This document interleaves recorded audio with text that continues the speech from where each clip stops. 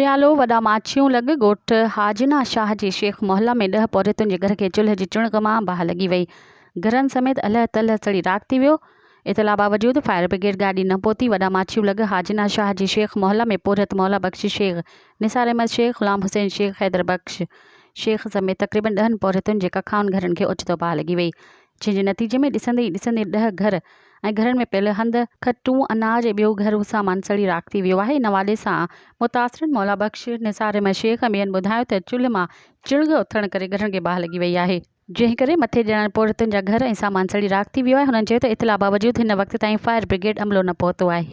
मज़ीद ख़बरनि ऐं तफ़सीलात लाइ विज़िट कयो असांजी वेबसाइट www.awamiNewsHD.com ऐं ॾिसंदा रहो अवामी न्यूज़ HD।